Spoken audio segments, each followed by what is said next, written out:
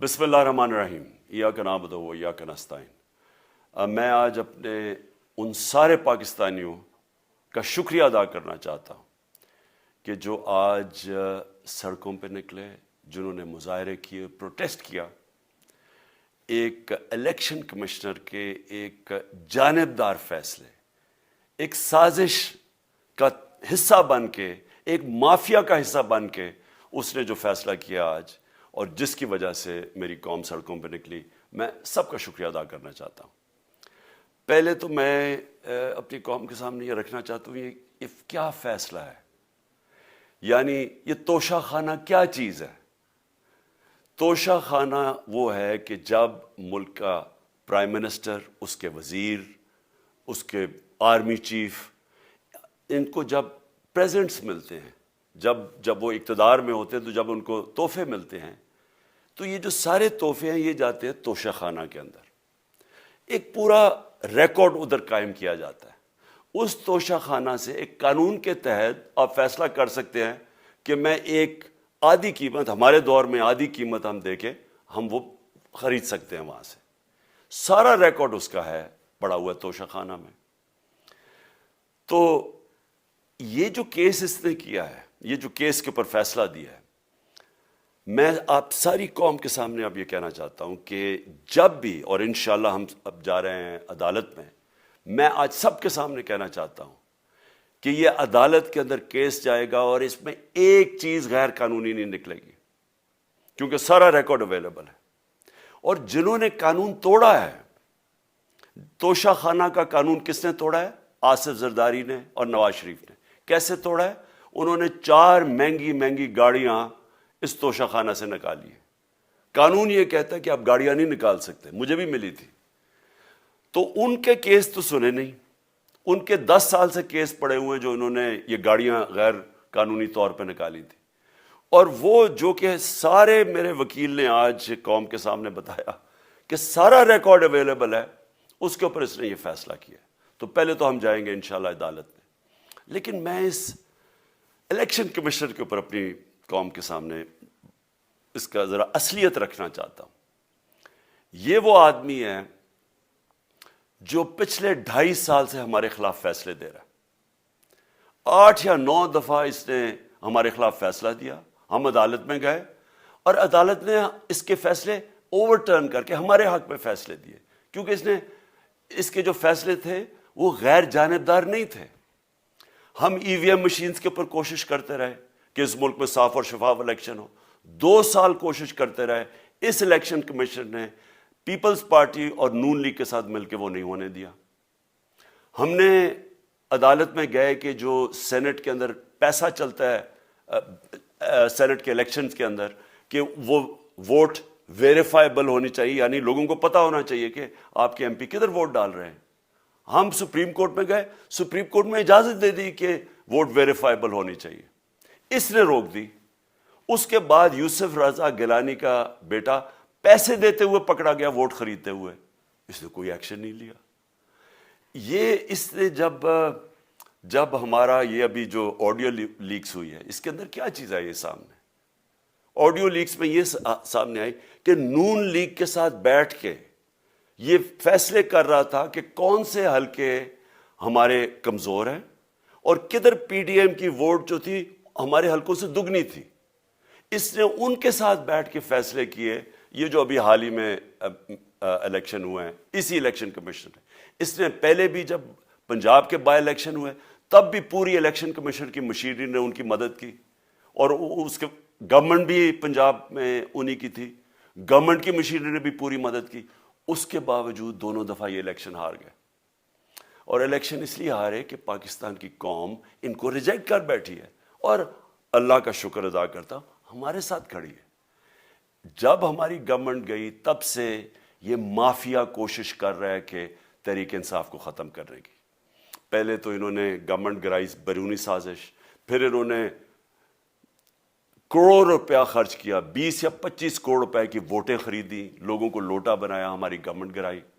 اس کے بعد جب ہم نے مظاہرہ کیا، پرامن مظاہرہ، آئین اور قانون میں رہتے ہوئے، ہمیں آئین اجازت دیتا ہے پرامن احتجاج کرنے کی، ہم نے پرامن احتجاج کرنا تھا۔ انہوں نے جس طرح ایک بیرونی جو آج بھی وہ سائفر اویلیبل ہے جس میں واضح ہے کہ ان کو باہر سے مل کے انہوں نے ایک گورنمنٹ گرائی تھی.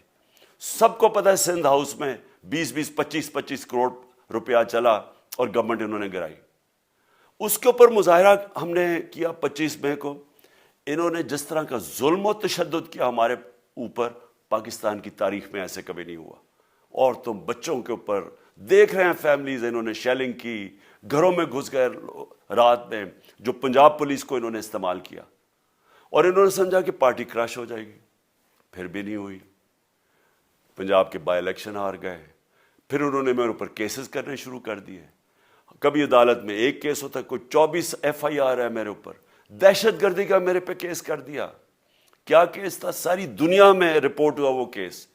کیس کیا ہے کہ عمران خان کہہ رہا ہے کہ ریمانڈ پہ بھیجنے کے لیے ایک جس کے اوپر تشدد ہوا ہے, کسٹوڈیل ٹارچر ہوئی ہے شہباز گل کو, کہ ہم قانونی کارروائی کریں گے. اس کے اوپر دہشت گردی کا کیس کر دیا. تو پوری کوشش کرتے رہے نہ کسی طرح اس کو, کیونکہ میچ میں تو آپ کھیل نہیں سکتے تھے, تو عمران خان کو میچ سے نکال دو باہر. یہ شروع سے ان کی کوشش تھی. پتہ ان کو چل گیا کہ عوام آ گئی ہے کھڑی ہو ہمارے ساتھ. بڑے میں جلسے ہوئے ہیں, کبھی اتنے بڑے جلسے ہوئے ہی نہیں پاکستان میں. اور پھر یہ جو ابھی جو الیکشن ہوا ہے اس کے اندر پوری پلاننگ کرتے ایک کینڈیڈیٹ کھڑا کر کے پھر بھی ہار گئے. تو یہ مجھے پہلے ہی پتا تھا کہ انہوں نے اس کا رزلٹ کیا آنا ہے. میری ساری پارٹی کو پتا ہے, میں نے ان کو واٹس ایپ کیا, اپنے سارے لوگوں کو بتایا. مجھے کل رات میں نے سب کو بتا دیا کہ اس نے ڈسکوالیفائی کرنا ہے, کیونکہ یہ اس سازش کا حصہ ہے, یہ مافیا کا حصہ ہے. اور مافیا کیا کوشش کر رہی ہے یہ ذرا ساری قوم سن لو. جو پاکستان کی سب سے بڑی پارٹی ہے, جو فیڈرل پارٹی ہے, باقی پارٹیز تو اب صوبائی پارٹیز رہ گئی ہیں, چھوٹی سکڑ کے ہو گئی ہیں فیملی پارٹیز. جو سارے ملک کے اندر ایک فیڈرل پارٹی ہے اس کو ختم کرنے کی کوشش کر رہے ہیں. اور یہ میں پھر سے اس ملک کی تکلیف دے جو ہمارا تاریخ کا حصہ تھا, جب ایسٹ پاکستان ہمارے سے علیحدہ ہوا, کیا ہوا تھا؟ جو پارٹی کو سب سے بڑا مینڈیٹ ملا اسی پارٹی کو ختم کرنے کی کوشش کی. ملک کا جو ہوا وہ تاریخ کا حصہ ہے. یہ پھر کوشش کر رہے ہیں کہ ایک پارٹی جو ساری فیڈریشن کو اکٹھا رکھ سکتی ہے اسی پارٹی کو ختم کرنے کی کوشش کر رہے ہیں کہ جناب عمران خان کو کسی طرح ڈسکوالیفائی کرے اور پھر الیکشن ہو. اور پھر مجھے اور نواز شریف کو ایک ہی طرح دکھایا جا رہا ہے کہ اچھا جی عمران خان بھی ڈسکوالیفائی ہو گیا تو نواز شریف بھی ہو گیا. نواز شریف اس ملک کا بڑا مجرم ہے.